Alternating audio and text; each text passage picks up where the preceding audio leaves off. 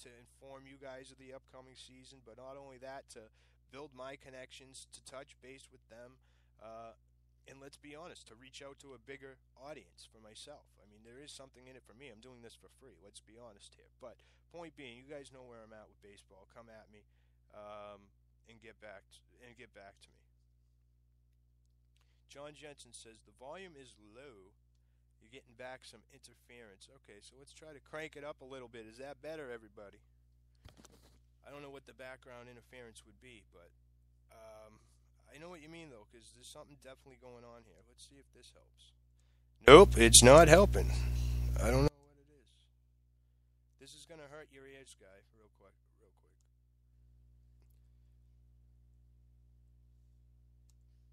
Let's try that. That looks like it's working much better, but no, I don't know.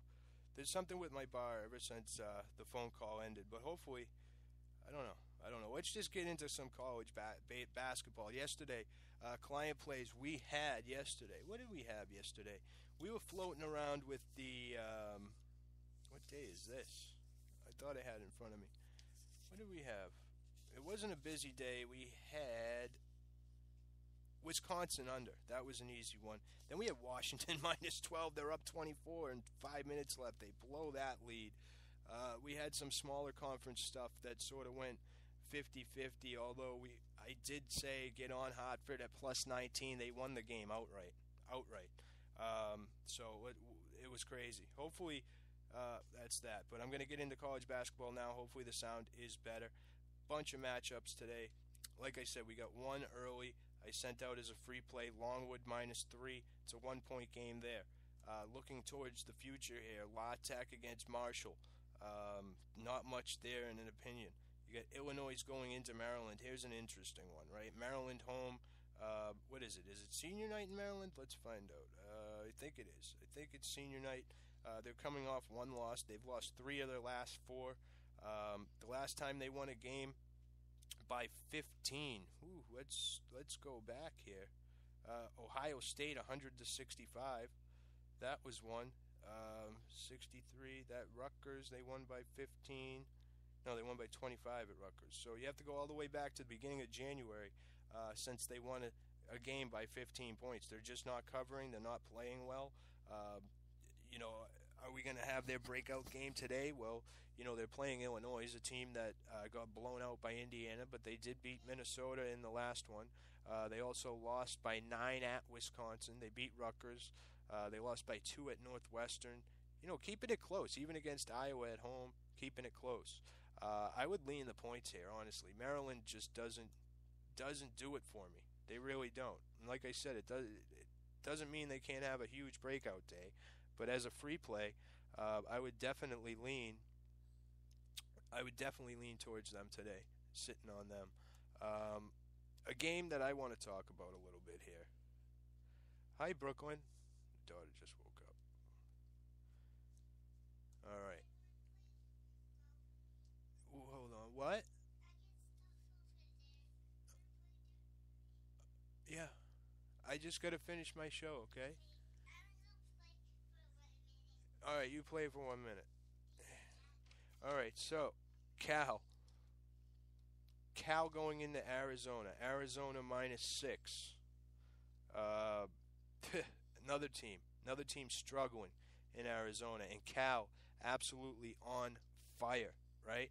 Cal is really, in rarefied air here with what they're doing, with the win streak that they're on. They're still contenders for the Pac-12 regular season title. They've won 7 in a row, 11-5 in conference play.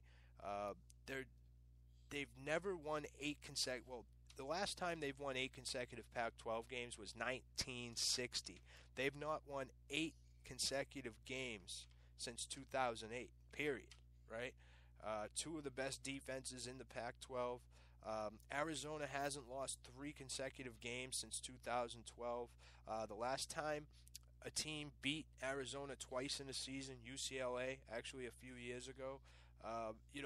With Arizona, the offense goes through Ryan Anderson, right? When Ryan Anderson shoots below 40%, the team's like 0-8. When he shoots above them, they're like undefeated. They come home after going up into the mountains, um, you know, and losing both road games. I mean, it was bad. They were in bad spots. It's tough to win on the road. Tough to win on the road. John Jensen mentions the Cal future has dropped from plus 66 to 1 to 30 to 1 in the last week. Yeah, John, if you remember when I was talking about Oregon back before they beat Arizona, you could get Oregon at 100 to 1. I think it dropped down to 30 to 1. So these Pac-12 futures have been pretty wacky. You can get some good value with these Pac-12 teams. And yeah, Cal could make a run. This is a tough spot for Cal. I'm going to tell you that right now, okay? This Utah team, they've lost 7 games this year. They lost 2 in a row to UCLA and Washington on the road earlier in the year, right? They came back home when the sky was falling then and played a Washington team that was very hot at the time, actually. What did they do? They blew the doors off of them, 99 to 67, right? Another spot where they lose back-to-back games in the Pac-12 where they go out to Cal and lose to them by a point. And then Oregon comes into their house and beats them 2 in a row, right? Sky's falling again. What do?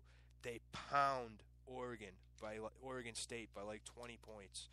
So here again, he knows how to turn this team around. Yes, Cal's a different beast than Oregon State and Washington. I get that. But when this Arizona team gets going, especially at home, you got to watch out. And as good as this Cal team has been, let's talk about who they've beaten first of all. Okay, they started with Stanford. Okay, they got a good win against Oregon. They caught Oregon after that Arizona win. Then they beat Oregon State at home, mind you. They went out to Washington and played both of those games. They beat Washington in a very tight game, a controversial game. Then they went to Washington State and won. Washington State's a cupcake. Came back home, they were great at home. Played a weak UCLA team, most recently a USC team. It just wasn't getting it done. We cashed on those. They've covered 7 straight. I get it. I like Arizona tonight. The point spread went up to 7. It's a big number. I get it. This is the one I'm wrestling with because the games. I mean, at 5, I really like it. At 7, it might go from being a client play to a free play. But good luck with that. Taking Cal tonight with all those points. All right, you and everybody else, right? And watch that go up to 7.5 or 8 by game time. All right, and Vegas just sits back and watches the money flow in on Cal with no problem whatsoever, to be honest with you. I like Arizona. I like them a lot in that spot. Another game, and I know someone wanted me to touch on this one, so I will. UMass rolling into Rhode Island. What a weird season for both of these teams. UMass really struggling in March. That's always have 0-8 ATS in the last couple of years in March. You look at Rhode Island as a home favorite. Right around 9, and right around this number. 3-1 ATS this year, 4-0 straight up, 6-1 ATS over the last 3 years. They do well in this spot. UMass 4-10 on the road this year. Only getting outscored by 6 though. That's not too bad. They do put up over 70 points, pretty close to their average. 2-3 in their last 5, 5-11 in conference. You go over to Rhode Island, 10-4 at home. 2-3 also in their last 5 games. Last time these guys played, UMass took them down 61-56 last month. Both teams shot under 35% for the game. Obviously, the game stayed under because of that. It was one of the worst shooting performances you're going to see. I expect that it's a little better this time around. The total's at 141. I'd be a little hesitant taking the over or under either way. Kristen Thompson for Rhode Island still out with the concussion. That's their second guard they're losing. They coming off a huge win at Dayton. They caught Dayton at the right time. I'd be careful with Rhode Island tonight. I would probably take the points in this case, as bad as UMass is. Rhode Island coming off a big win. I think they know they don't really have a shot to sneak in. But I'm not saying that Rhode Island loses the game. I'm just saying that I don't know if they're going to cover, to be honest with you. Let's see what else. Where the hell is my list? Here it is. One more. We're going to go over one more. Maybe then a little rapid fire. I'm going to go over to the NHL after that.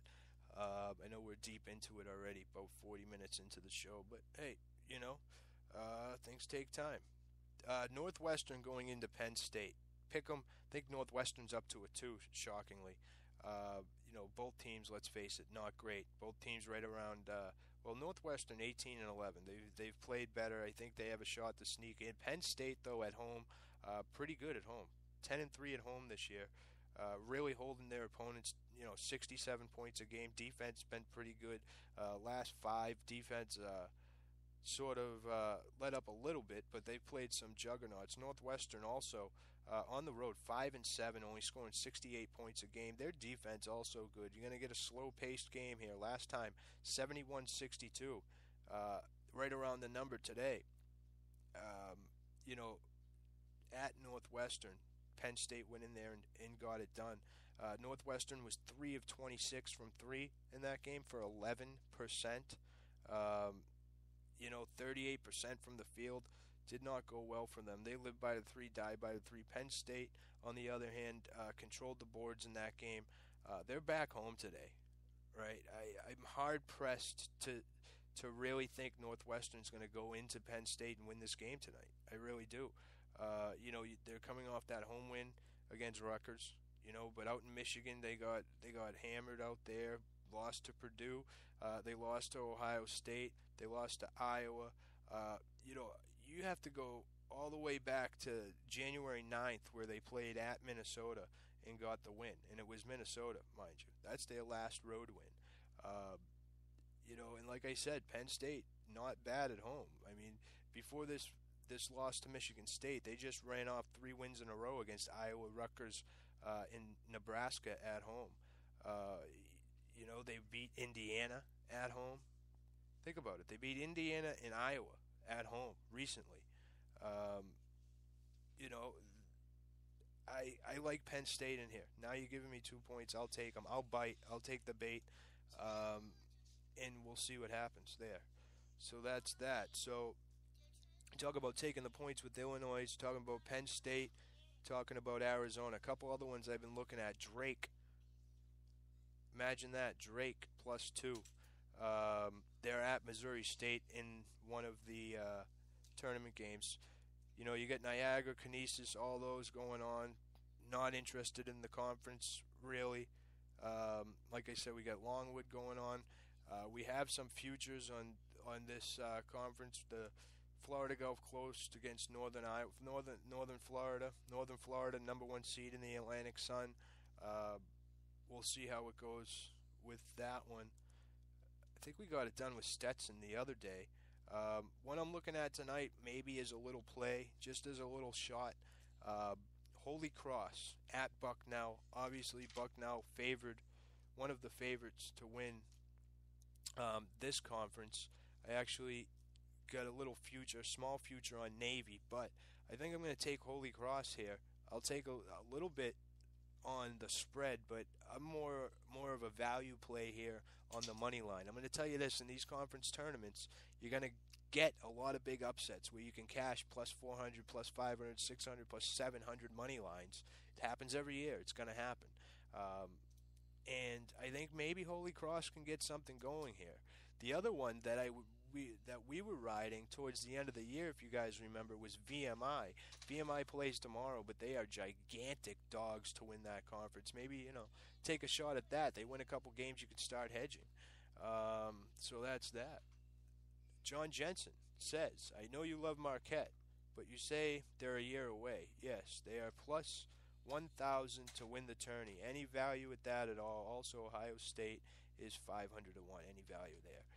Well, I'll tell you, with the Ohio State 500 to 1, if they get in the tournament, then yes, you can immediately hedge. You can start hedging right away. The problem is they're going to be underdogs, so you're going to have to lay money. But, I mean, in the long run, you'll make money on that if they make the tournament, regardless. As far as Marquette, yes, they're a year away. Could they make some noise? Yes, but so couldn't Seton Hall. Seton Hall with Whiteside. You know, you got to look at guys that can take over the game. If you watch that Ole Miss game,